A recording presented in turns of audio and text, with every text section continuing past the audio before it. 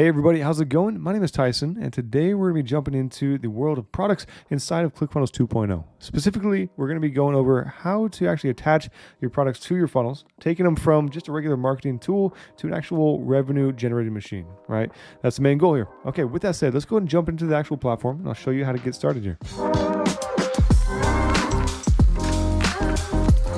All right, starting off on our dashboards here, let's go ahead and head to funnels within the left-hand navigation. Click on it directly, and from there, we're just going to scroll down until we get to the actual funnel you're trying to add products to, right? In this case, I'm going to use this one as an example, and once this loads, we'll head directly to the step we're trying to add products to. Now, before we ever get started with even adding a product, you got to make sure that there is a checkout element present on the page you're trying to sell something on. So in this case, I'm going to use this one as an example. Just go into the editor, make sure there's actual check element present. As long as that's there, you are good to go. It will load dynamically with your product as you continue to add them. Now, my template I'm using already has one of these added, but if yours does not, make sure to add one. Click on Add Element, and on the right-hand side over here for the filter options, select Order, and just use the option right here for Checkout. If you happen to see the legacy version on your side, just don't use it in this case. It's slowly being phased out, and all the new additions or all the updates are being forced to this guy right here. So go ahead and click on that directly, and from there, you should be good to go. All right, as long as you have that in place, make sure to save after you add that.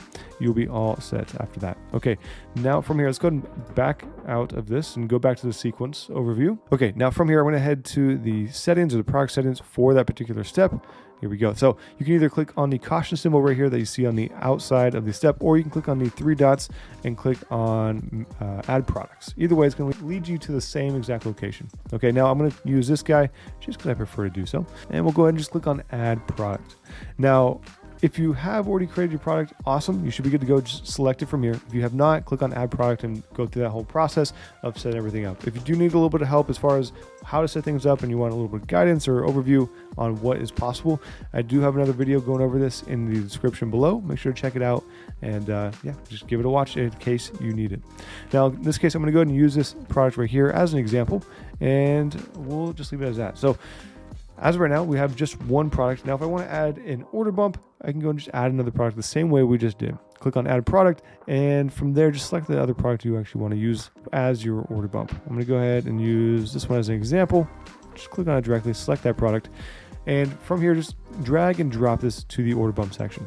All right, now once it's there, you're good to go. This is technically an order bump, and the order form or the checkout element will automatically detect that. All right, it knows at this point that this right here is not the main product, it is an order bump.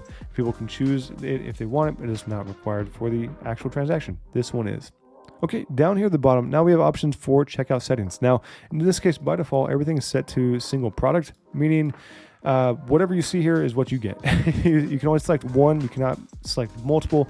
So if I added, say, like 3 more products or another product, I can't necessarily buy both of them, right? I'll choose this one as an example. Here we go. I can choose between them, but I cannot choose both of them. That's what that means, okay? If we change it, we have the option for multiple products with quantity, meaning you can change how many adventure protein I can buy, or if I want to buy this plus the VIP Adventure Pass at the same time, you can definitely do that.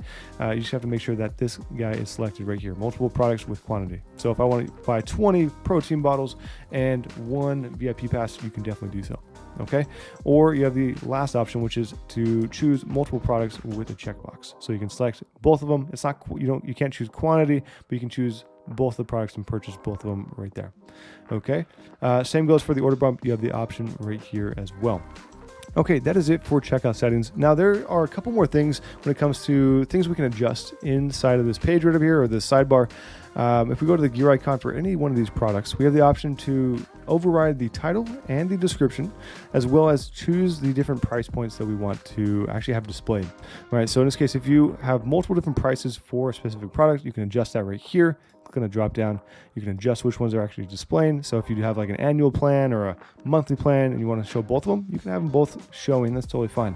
But you can manage that right here. So if at any point you want to turn off one of them, just come over here, click on this, update, and after that you should be good to go. Or be inclusive, you can come here and add something as well.